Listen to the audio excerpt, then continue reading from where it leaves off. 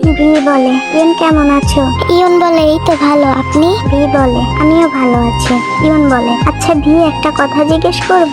V বলে, হ্যাঁ অবশ্যই। ইয়ন বলে, আপনি কি ওই মেয়েটাকে এখনো ভালোবাসেন? ভি বলে, কোন মেয়ের কথা বলছো তুমি? ইয়ন বলে, যেই মেয়েকে আপনি সফল হওয়ার আগে প্রপোজ করেছিলেন। ভি বলে, না এখন ভালোবাসি না তাকে, কিন্তু হ্যাঁ অনেক কষ্ট পেয়েছিলাম তার ব্যবহারে। ভি ইয়ন বলে, সরি ভি, আমি আপনার মন খারাপ করতে চাইনি। ভি বলে, সমস্যা নেই, তোমরা আছো না, আর্মিরাই তো আমার সব। ইয়ন বলে, হ্যাঁ ভি।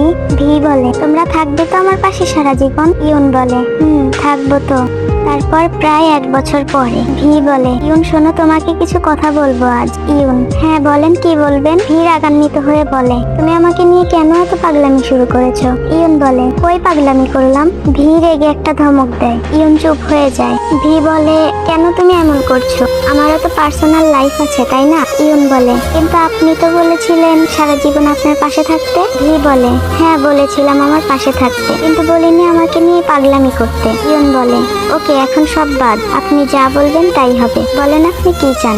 ভি বলে, আমি শুধু চাই তুমি আমাকে নিয়ে ভাবা বন্ধ করো। ইয়ন বলে, হঠাৎ কেন আপনি এসব বলছেন? কারণ জানতে পারি? ভি বলে, কারণ বললে হয়তো তুমি কষ্ট পাবে, কিন্তু তাও তোমাকে কারণটা জানতে হবে। ইয়ন বলে, হ্যাঁ আমিও জানতে চাই। ভি বলে, আমার বিয়ে কিছুদিন পরে, তাই আমি চাই না তুমি আমায় নিয়ে পাগলামি করো। ইয়ন হাসি মুখে বলে, ও এই ব্যাপার? ভি, এটা তো খুশির খবর, কংগ্রাচুলেশন ভি।